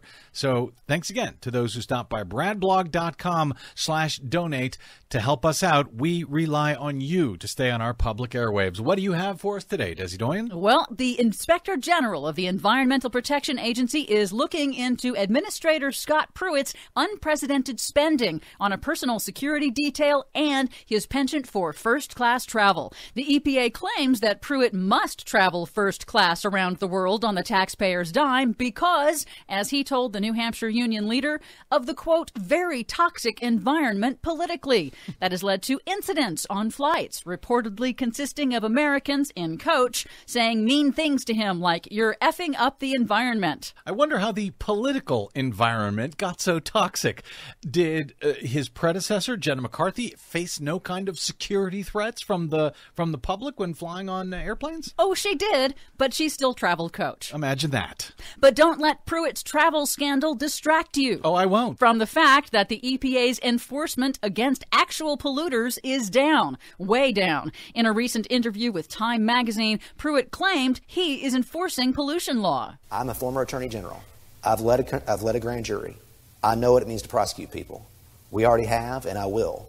But in reality, according to the EPA's own numbers, enforcement actions against industrial polluters during Pruitt's first year in office is actually down 44% compared to the first-year enforcement records of previous administrations. Imagine that. For example, the Obama EPA in its first year launched nearly 400 enforcement actions, but Pruitt's EPA has initiated only 115. Well, maybe that's because people were calling them names. Just last week, Pruitt's EPA dramatically reduced a proposed fine against agribusiness giant Syngenta for violating pesticide regulations that resulted in farm workers in Hawaii being exposed to the toxic pesticide chlorpyrifos. The Obama EPA had proposed a $5 million fine against Syngenta, but Trump's EPA dropped that down to just $150,000, plus an additional $400,000 for farm worker training programs. It pays to pollute. Meanwhile, a new study suggests that common household products can be significant contributors to air pollution. Researchers were trying to understand why the shift to cleaner cars and trucks hasn't led to even greater reductions in air pollution, and they found that petroleum-based chemicals used in paints and pesticides and personal care products like your deodorant and perfumes are having an impact. They found that a lot of these chemicals from everyday products called volatile organic compounds wind up in the air, and combined they can emit as much air pollution as our cars and trucks. Wow, you are so not fun, Desi Doyen. Well, there is finally some good news. A federal judge has ordered the Trump administration's Department of Energy to stop delaying new rules that strengthen energy efficiency standards for appliances, so consumers can finally save some money. Save some money and save the planet without having to use so much energy. So that is good news. Has the Department of Energy said they are going to appeal that decision yet, all the way up to the U.S. Supreme Court? No word on that yet. Oh, just wait for it. Thank you. For much more on all of these stories and the ones we couldn't get to today, please check out our website at greennews.bradblog.com. Find us, follow us, and share us worldwide on the Facebooks and the Twitters at Green News Report. And remember, our Green News Report is always free to you, though we do thank those of you who stop by bradblog.com/donate to help us keep going into our 10th year as we celebrate the 9th anniversary of the Green News Report. I'm Brad Friedman. And I'm Desi Doyen. And this has been your Green News Report. I'm gonna soak up the sun. I got my 45 on, so I can rock on. The most important issues of the day. This is the Rick Smith Show. I got news for you. And it's going down. Before you come home and tell me that you're not angry, and I'll be leaving town. Welcome back to the Rick Smith Show. Check out the website, ricksmithshow.com. Lots of fun coming out of the White House. Again, all the Twitter tantrums, all of the deflection, it's got to be tough, knowing that every time you look behind you, Robert Mueller's probably standing right there. Anyway, let's find out what's going on around the world. We've got Luke Vargas, Talk Media News. Luke, thanks for taking time for us. You're very welcome. The analogy I've always thought of with not someone behind Trump's back. It's like going to sleep in the White House and realizing that someone has turned the allegiance of all of the cooking staff and the cleaning staff. Like, we are at the low level of a lot of these indictments. We're still sort of in the building block phases. But the foundation is starting to crumble, and I think the number of people who have already just shown a willingness to turn on someone or to testify against their former, compadre doesn't bode well. But this is the analogy I prefer to think about. No, I've had a bunch of people tell me, trust me, a lot of people are singing because they got to look at what the legal bills are going to be if they fight it. And they've just said, you know what, the next guy down the line, let him deal with it. And eventually the legal bills will end up on Trump's desk. Yeah, so the specific indictment that we're talking about today is that Mueller has indicted this Dutch lawyer named Alex van der Zwaan. He's actually now, as of a few years ago, the son-in-law of a Russian oligarch whose business is named in the infamous Steele dossier. I'm not sure how important that is. It could be something that's interesting down the road. He's being charged with providing false statements to the FBI about his work in Ukraine in 2012. And how this sort of ties in with the indictments we know about is you had Rick Gates and Paul Manafort previously indicted for money laundering and not disclosing lobbying that they were doing for foreign governments, in this case, the Ukrainian government. And in 2012, these two gentlemen are working for the Ukrainian government, and this is before the revolution. I covered the revolution in Ukraine in 2013. I've gone back several times. I don't think I'm speaking out of turn to say that history has judged the employer of Gates and Manafort at that time to be a rather unsavory fellow, Yanukovych, the president of Ukraine, who was ousted in the Maidan, protest movement. And in 2012, he jails the former prime minister of the country, who's sort of not a great politician herself, but she's a real sort of figurehead for the movement to get him out of office. And he jails her on corruption charges, which were broadly seen as kind of bogus at the time. And so Manafort and Gates, who are trying to make this government look good, reach out to this law firm that van der Zwaan works for and say, hey, we'll pay you guys to author a report that says that the firing of this person isn't politically motivated, which is pretty brazen, but the law firm agrees to do it for a price of $12,000, which is, you can't shake a hand at it. You can't, have someone co-sign a lease at a preeminent law firm like this for $12,000. So I think that raised a lot of suspicion. And what Mueller is sort of looking at here are $4 million, I believe, in payments that went to this law firm or may have gone to this law firm or people affiliated with it in the years following. That $12,000 was the sort of sticker price, but that using offshore firms and all sorts of other sort of strange maneuvers, this report is paid for by a lot of money. Paid a ton of money for it, and so. This guy he lied about his contacts with Gates and Manafort, and we believe he's sort of the small fish who is going to turn on Gates. Gates, we're learning, according to CBS and the LA Times, is going to plead guilty and testify against Paul Manafort, who, as you mentioned, is one of these people who has a large legal bill. He's expected to go to trial if he decides not to, become a witness in the fall, and it's going to be a really expensive court case that I would guess. But he's a fairly wealthy guy, so he could probably afford the O.J. Simpson kind of legal defense team. But the question is, how much is Gates giving up on him, and does he know where the bodies are buried? Because yesterday we talked with Andrea Chalupa, who's into this stuff, all 24/7, and she's saying, like Manafort's got blood all over his hands. Somebody knows where the bodies are, and he better start singing, or he's going down for good. Yeah, well, van der Zwaan really is going to put the pressure on Gates, who in turn is going to, I think, put the pressure on Manafort. So we'll see. The current calculation, even if he's a wealthy man right now, Manafort, it may change as time progresses. But again, this is the tactic we've seen with Mueller. He goes small, gets smaller fish to eat bigger ones, or whatever the metaphor we're going to use is, and then go right to the top, and we'll see where it goes. You trade right up to the top. But the part of this, there are a couple of parts. One, something that may have come into the Steele dossier. So the right wing is going to say, no, it's all poison fruit. Ignore all of it. It doesn't exist. Fingers in ears, kicking, screaming. And then the other part of this is you look at the Russian oligarch ties, the Russian money ties, and here's another one of those avenues where there's money involved here. Yeah, I think sort of how I see this all fitting together is the early indictments support. It's sort of like a tripod. We've had like a few different chains of people listed, and we don't currently see how they all tie together at the top.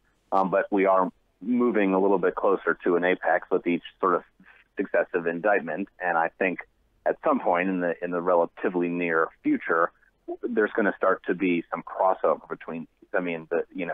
When does the Russia troll investigation bump into what we've already been hearing about the Russian lawyer meeting at Trump Tower? When does the Paul Manafort money laundering thing, does it come into contact with any sort of Trump family business dealings? But at least as of right now, these things, as far as Mueller has presented them, are all sort of relatively distinct. but I don't think many people doubt it's going to remain that way forever. Well, we'll see what happens. I understand that the U.S. is in talks with Australia, India, and Japan. What are they doing? Well, they've been talking, over the past year or so. There's some talk about sort of an alliance of democracies in the Asia Pacific that they were going to form as a way of countering Chinese influence. What we are now hearing is that at meetings between President Trump and the head of Australia this week, they're going to talk about a joint infrastructure project, a sort of a regional financing mechanism. And this sounds a little bit wonky, but it's a real thing because China in 2013 announced something called One Belt, One Road. It's an infrastructure plan that they are spending $1 trillion with a T dollars across 60 countries to really create new markets for Chinese goods. It means building rail ties that connect China through Southeast Asia all the way to Singapore. It means creating a road network across Kashmir through Pakistan and Afghanistan to send trucks bearing Chinese goods that direction. It's about nuclear power plants in Great Britain or bases, military bases in East Africa. It's a sprawling infrastructure investment plan, and it is shaping global commerce to favor China. And so now the U.S., India, Japan, and Australia are sort of saying, hey, this infrastructure is great, but everyone should realize it comes with all these sorts of quid pro quos. Like, China will do all the labor. They'll be the ones that get exclusive use of the port. And so these countries, we don't know how much money they're going to put together. This is still apparently in the nascent stages, but they want to try and pool together resources and influence to try and create projects which benefit them and sort of all countries as opposed to just China. So I will say, if the White House is only willing to pony up $20 billion a year for American infrastructure, it makes it seem unlikely they're going to put up the necessary amount of funding here to really go toe-to-toe with China on the world stage, but that's at least the talk. Yeah, well, I mean, we gave it all away. I'm sorry, this last tax scheme that they just came up with, we gave any ability to do that. We just gave that away.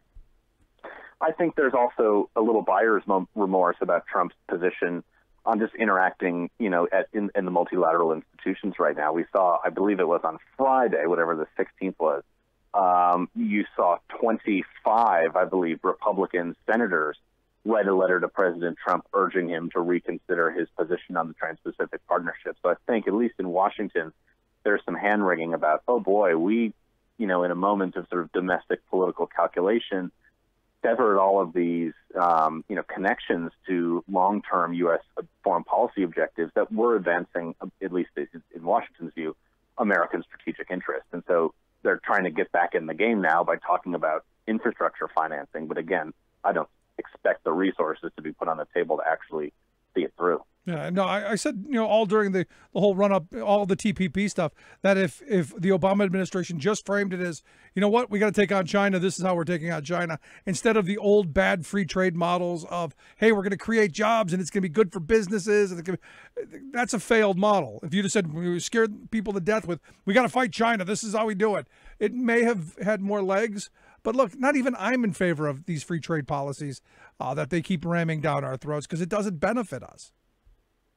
Yeah, I think it's funny to consider it had the Obama administration been so explicit about. I mean, for anybody who's keyed in to the actual dynamics, that's what they were saying, by saying, like-minded influence across the Asia Pacific. I mean, they basically meant not China. The only person who didn't get the picture was Donald Trump. But, I think if you were to ask Obama, should we have been more vocal about framing the TPP as something to counter Chinese influence? Sure, they would have said, we were basically screaming that at the top of our lungs. It's just that Trump, had other ideas in his mind. Yeah. What's going on in this UN Security Council? Understand there was a kind of a showdown today between no security clearance Kushner and the Palestinian president? Yeah, well, so you have a meeting every month at the UN Security Council on Palestine. It's a lot of the same, most occasions.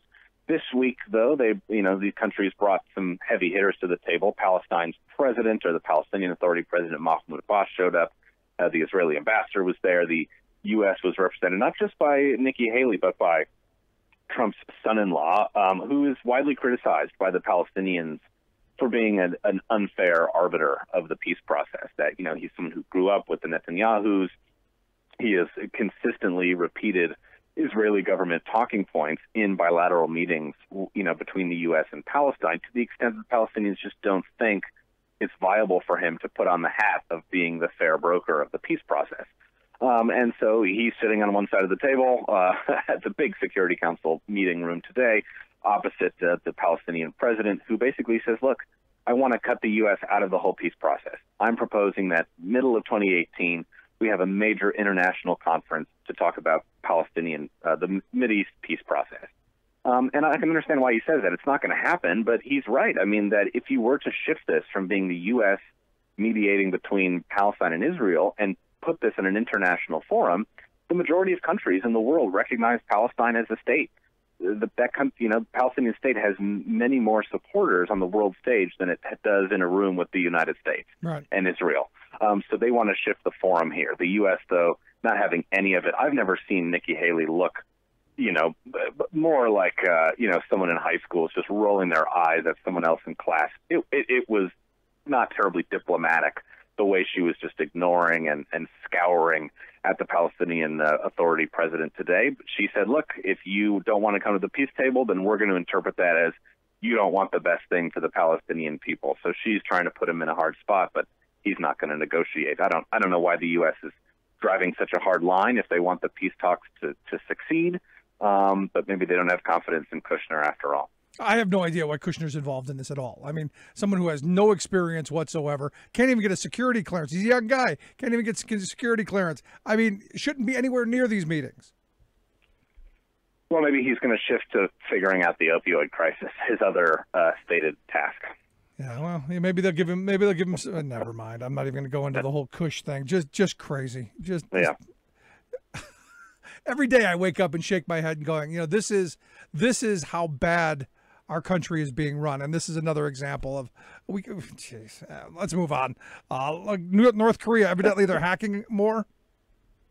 Yes, they have apparently, as of last year, taken one of their hacking cells, which used to just focus on terrorizing dissidents and people in South Korea, and shifted their focus to looking for weaknesses abroad that other hackers in the country can be tipped off about and then exploit. And it seems increasingly that North Korea's hacking isn't for sort of cyber terrorism purposes, shutting down the grid or anything like that. And it is mostly just about extortion. Money. They had a big ransomware attack last year called WannaCry, where they exploited a bunch of Windows operating systems and were able to basically demand that people give them Bitcoin, cryptocurrency, or else not be able to access their computer again. And it worked out, what we're told, pretty well. And so they are dedicating more resources to that. I guess further proof, really, that this country expects to be in the sanctions, regime for a long time, and is going to need to figure out a way to make money as all of their other legitimate sources of businesses increasingly come under pressure. So no surprise here. We'll see what the latest hack is, because it looks like there are going to be more coming. Oh boy, good news. So thrilled that Kush is on the job. He's going to fix all these problems that we talked about today. Him and Ivanka, they're going to be the someone actually told me that just the other day that Kushner was going to be the first lady man, because Ivanka is the next president. And I go, what rock are you living under? Yeah, no, if she becomes president, I've never said this before, but if we're that screwed up that we put her into the White House, I'm leaving. I gotta go somewhere, because we're just beyond repair. Yeah, I don't see presidential leadership in either of them, but that's just one man's opinion. There you go, Luke. Appreciate the time, man.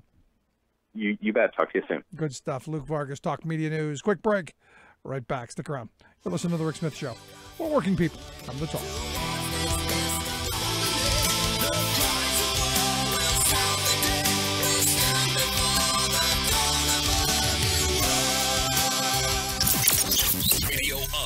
For and by we the working people. The Rick Smith Show. I'm Rick Smith. and this is Labor History in 2. On this day in labor history, the year was 1937. That was the day the National Lawyers Guild held their first convention in the nation's capital. The Guild was established as a way to bring together progressive lawyers dedicated to fighting for basic and progressive change in our political and economic system, and to assure that human rights be regarded as more sacred than property interests. Members were admitted regardless of race, sex, or political beliefs. The early Guild stood up for FDR's New Deal reforms like a full Social Security program against the staunch opposition of the American Bar Association. From its inception, protecting the rights of working people has been an important effort for the Guild. At the first convention, they passed a resolution supporting the rights of working people to organize and collectively bargain. Guild lawyers supported the founding of both the United Auto Workers and the Congress of Industrial Organizations. They also stood up for civil rights, adopting an anti-lynching resolution at their first convention. During the Civil Rights era, they provided legal aid for activists and fought for voting rights. This made them a target during the 1950s Cold War anti-communist hysteria. The FBI targeted the Guild for investigation. By 1955, the Guild had dropped to just 500 members. In the 1970s, the Guild successfully sued to find out the extent of FBI spying. They discovered that 1,000 informants had generated FBI files of 400,000 pages on the Guild and its members. Despite this harassment, the Guild has kept up its fight for working people. The organization has opposed anti-worker legislation from Taft-Hartley to the passage of NAFTA. In 2012, the Guild celebrated its 75th anniversary stronger than ever. Remembering that united we bargain, divided we beg. Rick Smith. To this battle, take my union gun. Gonna end this world of slavery, for this war is one you're bound to lose. Are you fascists? Goodbye. Welcome back to the Rick Smith Show. So you remember when Haley Babar, the former governor of Mississippi, former head of the RNC, got onto a plane with a loaded gun? Evidently paid just a minor fine. And you go, how do you get on a plane with a gun? I mean, if you're going to be a gun nut, be a gun nut, but don't take a loaded gun on a plane. Just kind of a thought. Evidently, the week from February 5th through February 11th is a historic week. It is the week that the TSA, the Transportation Security Administration, found the most firearms on carry-on luggage in a one-week time frame in its history. They came across, in 1 week, across the country, 104 firearms in carry-on bags. That means there were 104 dim-witted nitwits who thought, hey, I got a gun, let's put it in the bag. Evidently, 104 were found. 87 of them were loaded. 38 were discovered to have a round in the chamber, and only 17 of them were not loaded. And you go, how is it that with all of the craziness around the airport, you can't take a 4-ounce bottle of soda into the airport, yet you thought you were going to get a gun through? A loaded gun with one in the chamber? Really? Now, the TSA mandates that firearms they have to be unloaded, and they have to be in checked-in bags. So I guess you can put them in the bottom of the plane. You can take your guns if you need to. But here's the thing, and this is where I just kind of, it's that responsibility thing. I'm sorry. I think a gun is one of those things that you don't go oops on. There's no oops. There's no, oh, I forgot. There's no, oh, gee, that was an accident. There's not. This is a deadly item. This is something that, oops, means somebody could be dead. And that somebody could be me. That's the big part of why I don't want a bunch of crazy people on the highway. You flip me off. You cut me off. Bang, bang, bang, bang, bang. People shooting at each other on the highway. It's just plain insane. So I now want to know, can we finally start cracking down on these people who seem to think that, hey, the whole gun thing, we can have accidents. Can we start holding people accountable? Can we start locking people up? I know the prison industrial complex needs more heads in beds. Here's a good place to start. In 1 week, you could have locked up 104 people for just being completely stupid. Now, there's part of me that goes, not only should you go to jail, you should never be allowed to have a gun again. Remember, these are the tough love people. These are the people who tell kids who, do dumb things when they're younger, rest of your life ruined. You get on a plane with a gun, Guantanamo Bay. There you go. We're going to spend all that money there. Might as well use it. Anyway, if you missed any of today's program, thericksmithshow.com. That's where you go to get the podcast, the Rick Smith Show app on the smartphone. Take the program on the go wherever you're going. As always, you can email me, rick@thericksmithshow.com. Thanks so much for tuning in. We'll see you tomorrow. You've been listening to The Rick Smith Show. Together, we can make America better. Email rick@thericksmithshow.com or interact with us anytime at thericksmithshow.com. Until next time, this has been The Rick Smith Show, where working people come to talk. It's color.